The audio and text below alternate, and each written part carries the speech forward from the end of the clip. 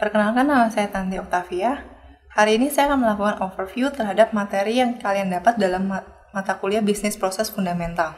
Pada materi ini, kita akan mempelajari proses bisnis yang terjadi dalam perusahaan. Kemudian kita akan mempelajari transaksi apa saja yang dilakukan oleh perusahaan dalam menjalankan proses bisnisnya. Kemudian pada pertemuan ketiga juga kita akan mempelajari mengenai internal control, di mana kita akan belajar mengenai etika ataupun prosedur apa saja yang harus dijalankan dalam proses bisnisnya. Kemudian kita juga akan mempelajari semua cycle yang terjadi dalam suatu perusahaan dalam proses bisnisnya. Kita akan mempelajari tahapan dalam membentuk sistem informasi dalam suatu perusahaan. Topik yang akan dipelajari dalam bisnis proses fundamental terbagi menjadi 10 topik. Topik pertama mengenai bisnis proses. Kalian akan mempelajari mengenai bisnis proses yang terjadi dalam suatu perusahaan. Di sana kita akan melihat mengenai proses bisnis itu apa, kemudian visi misi yang dijalankan oleh perusahaan itu berfungsi untuk menetapkan apa. Topik yang kedua mengenai database konsep. Dalam database konsep ini, kalian akan mempelajari secara jelas apa yang dimaksud dengan database dan bagaimana peranan database dalam pengimplementasian sistem informasi dalam suatu perusahaan. Dan kita juga akan mempelajari bagaimana kita membuat database dalam suatu perusahaan. Pada pertemuan ketiga, kita akan mempelajari yang namanya internal control.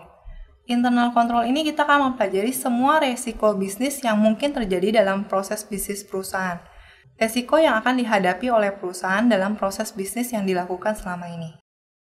Kemudian kita juga akan mempelajari upaya bagaimana mencegah kesalahan yang terjadi dalam sistem.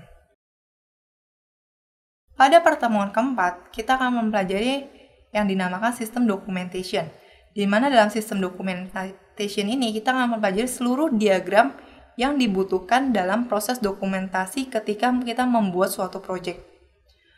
Sistem dokumentasi yang kita akan pelajari diagramnya cukup bervariasi, mulai dari REA diagram, process map, sistem flowchart, serta DFD, ataupun yang kita sebut sebagai data flow diagram. Pada pertemuan kelima, kita akan mempelajari mengenai revenue cycle ataupun siklus penjualan, di mana kita akan mempelajari seluruh proses yang terjadi dalam aktivitas penjualan, serta data ataupun proses apa saja yang terjadi dalam siklus penjualan. Pada pertemuan keenam, kita akan mempelajari yang namanya expenditure cycle. Expenditure cycle ini merupakan transaksi yang dilakukan oleh perusahaan untuk membeli barang sesuai dengan kebutuhan perusahaan tersebut.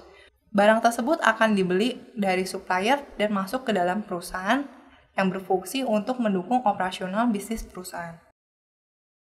Pada pertemuan ketujuh, kita akan masuk ke dalam production cycle.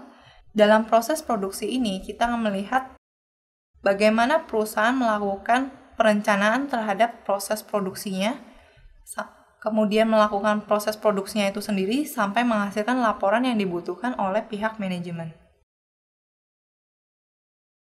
Kemudian pada pertemuan ke-8, kita akan mempelajari General Ledger dan Financial Reporting Cycle.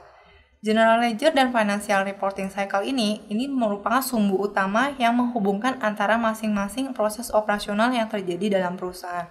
Sehingga kita bisa mengetahui secara jelas biaya apa saja yang dibutuhkan dalam proses operasional dan pendapatan apa saja yang diperoleh oleh perusahaan. Pada pertemuan ke-9, kita akan mempelajari yang namanya XR Management dan Payroll Cycle. Di dalam XR Management dan Payroll Cycle, kita akan membahas proses yang terjadi dalam HRD, di mana dimulai dari proses rekrut karyawan, kemudian kita akan melakukan proses penggajian tiap akhir bulan, sampai karyawan tersebut mengakhiri masa kerjanya dari perusahaan. Yang terakhir, pada pertemuan ke-10, kita akan mempelajari sistem development, di mana dalam sistem development ini, kita akan mempelajari tahapan yang diperlukan dalam membangun sistem informasi yang dibutuhkan oleh perusahaan.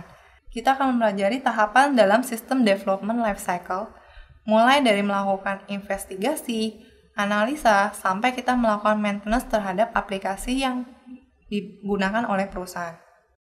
Sekian materi yang akan kita bahas dari mata kuliah Bisnis Proses Fundamental. Terima kasih.